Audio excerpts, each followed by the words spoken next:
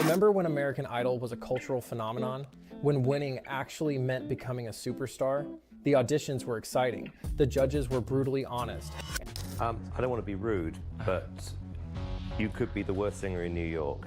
The finalists went on to dominate the music industry. This was the era of Kelly Clarkson, Carrie Underwood, and Jennifer Hudson. I have to just take this moment in. I cannot believe this. Winning mattered. The stakes felt real. Millions of people tuned in every week, eager to watch undiscovered talents take their shot at stardom. Viewers argued over their favorite contestants, bought their singles, and followed their careers long after the competition ended. The show wasn't just entertainment. It was a movement, a gateway to musical superstardom. Are you letting go of me now? Fast forward to today, and no one remembers who won last season. What was once the ultimate singing competition has become a generic reality show, centered around marketing gimmicks, forced drama, and sob stories. The magic is gone, replaced by the manufactured spectacle of reality TV. What do you think I'm going to say to you? No. Correct. Goodbye. How did we get here? Well, let's take a deep dive into the downfall of American Idol. In 2002, American Idol launched as the American version of Pop Idol. The concept? Simple. Raw talent got a shot at superstardom. The show was all about pure vocal ability, backed by a panel of judges who weren't afraid to tell the harsh truth. If I were you, I'd phone up the War Department, volunteer your services, because you've just invented a new form of torture. Simon Cowell was the villain we needed. No. It's a no for me, dog. I don't think it was really. Randy Jackson brought the musical expertise. Paula Abdul balanced them out with her compassion, and it worked. The ratings were astronomical. Season finales pulled in over 30 million viewers. This wasn't just a talent show, it was early 2000s pop culture at its finest. Would you believe me? Would you agree? It's almost that feeling. The impact was immediate. Kelly Clarkson, the first winner, went on to become a Grammy-winning artist. He's probably up behind her with a music showing her how to shoot a combo. Carrie Underwood dominated country music. Jennifer Hudson, who didn't even win, proved that Idol could launch careers beyond the competition itself.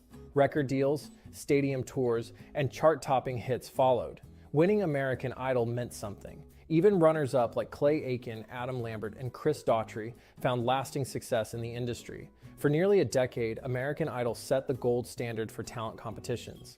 The anticipation for each new season was palpable, with thousands of hopefuls lining up for a chance to audition. Contestants weren't just singers. They were dreamers fighting for an opportunity to change their lives. The audience was invested, the stakes were high, and every performance felt like it could make or break a career. It was a high-stakes, high-reward system. Lose, and you fade into obscurity. Win, and you had a golden ticket to stardom, provided you had the talent to back it up. It says here you work as a wedding singer. I was. How many ended in divorce? But then, the cracks started to show. At first, the changes were subtle, almost imperceptible, but as the seasons went on, it became clear. American Idol was losing its magic. The elements that once made it a juggernaut of entertainment were starting to unravel. I just want to say, you know, the show goes forward, it will be different, but I just want to thank you from the bottom of my heart for the support, the fun. One of the most significant blows came in 2010 when Simon Cowell left the show. And let's be real, without Simon, it felt like the strict teacher you hated but respected had just quit. Don't take this personally, but... Oh, please. No, I mean it. You're one of the worst singers I've ever heard in my life. Yeah, awful. It's bizarre. Best singer in America. Oh, yeah. Right. I can honestly say you are the worst singer in America. Really? His brutally honest critiques were a crucial part of the show's credibility. Without him, the judging panel softened and the criticism became generic, predictable, and ultimately meaningless. The once unfiltered feedback that shaped contestants into real artists was now replaced with empty praise and overused platitudes. Losing Simon Cowell was like taking the spice out of a gourmet meal. Everything became bland. Suddenly, contestants were getting standing ovations for performances that would have been torn apart in earlier seasons. The audience wasn't fooled, and the lack of real critique made the show feel more like a participation trophy ceremony than a serious competition. Then, the judging panel itself became a revolving door. In the early seasons, the chemistry between Simon, Randy, and Paulette was natural and engaging. But as they were replaced with a rotating cast of celebrities, the focus shifted. One season, it was Nicki Minaj and Mariah Carey fighting each other more than critiquing contestants. The next, it was Katy Perry making contestants visibly uncomfortable with awkward antics. The show was no longer about discovering talent. It was about keeping viewers entertained through judge drama and manufactured controversies. The show, once known for its brutal honesty, was now a playground for celebrity ego clashes.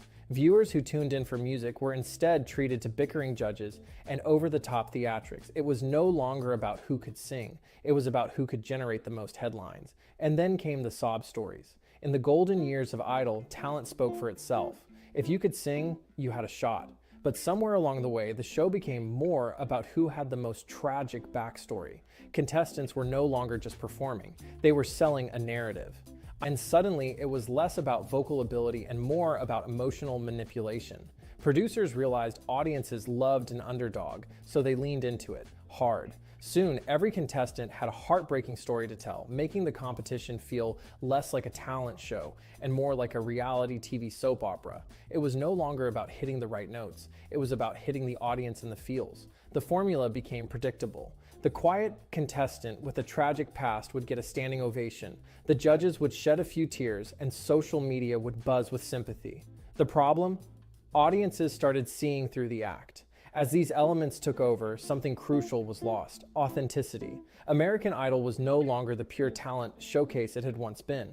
The audience started to see through some gimmicks, and the once loyal fan base began to tune out. The magic was slipping away, and the numbers told the truth. Viewership was in free fall. But as bad as things had gotten, this was just the beginning. Desperation was about to take over, and it would only make things worse. As audiences continued to tune out, the showrunners scrambled to keep the spark alive. But instead of fixing what was broken, they made things even worse. The fake drama took over. Once upon a time, auditions felt authentic. The nervous contestants, the raw talent, the genuine reactions, it all felt real. But soon, producers started scripting everything. The random street auditions, completely staged. That emotional breakdown from a contestant, manufactured for TV. The moment audiences realized this, the magic was gone. The ridiculous golden ticket surprises felt more like scenes from a badly scripted soap opera. Suddenly, audition montages were less about skill and more about who could produce the biggest emotional breakdown on cue. The genuine excitement of discovery was replaced by forced theatrics designed for shareable moments on social media.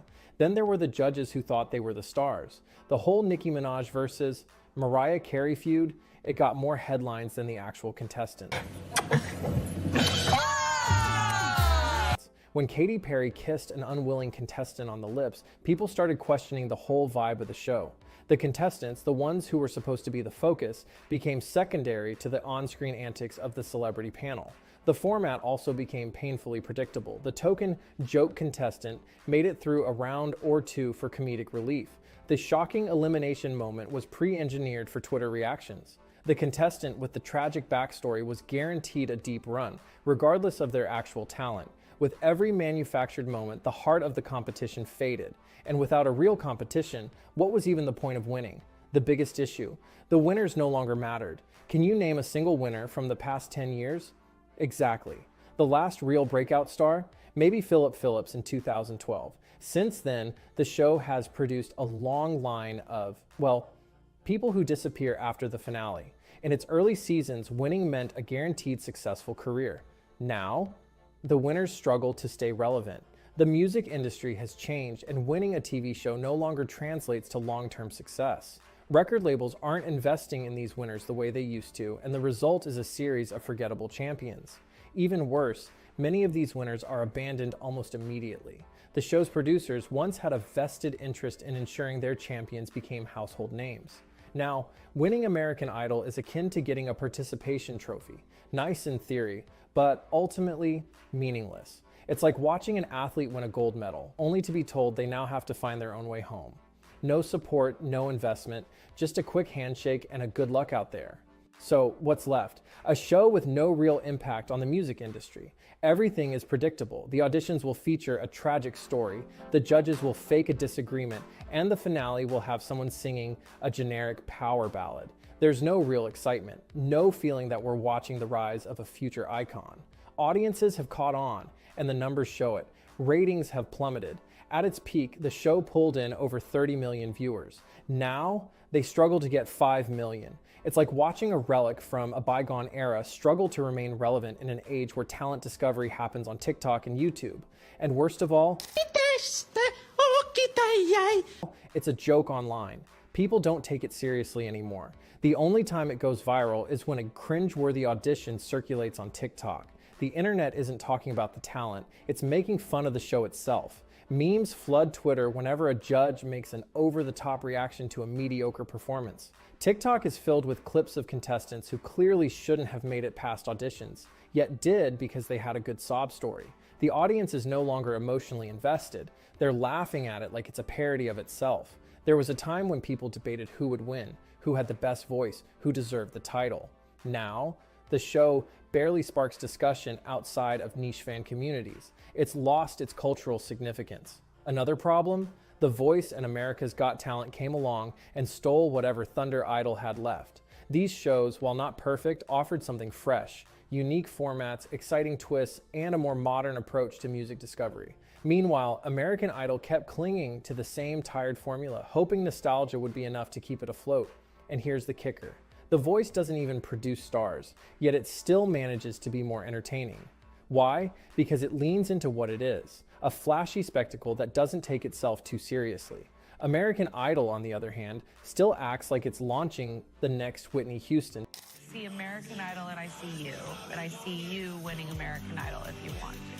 Despite all evidence to the contrary, at this point, American Idol feels like an aging rock band that refuses to retire, still playing their old hits to smaller and smaller crowds, pretending nothing has changed. So, is there any hope? Maybe, but it would require a complete overhaul. First, the show needs to ditch the gimmicks. No more scripted drama, no more forced sob stories, no more viral bait auditions, just raw, unfiltered talent. Second, they need real judges, not pop stars who are only there to promote their latest single. They need credible industry professionals who can actually offer valuable criticism and guidance. Third, and perhaps most importantly, they need to invest in their winners again. Give them real contracts, real mentorship, and actual industry backing. If winning American Idol doesn't mean anything, then why should anyone care? But let's be real. That's never going to happen. TV is about drama and ad revenue, not about discovering real stars. The industry has changed and Idol failed to evolve with it. It's clinging to the past, refusing to admit that its golden era is long gone. And as long as that's the case, it will never be anything more than a sad, outdated relic of early 2000s television. Maybe it's time we accept the truth. American Idol isn't good anymore, and it never will be again. It's the equivalent of a once great restaurant that refuses to update its menu, wondering why people stop coming. At some point, the world moves on, and American Idol got left behind. And if that's not a tragic ending, I don't know what is.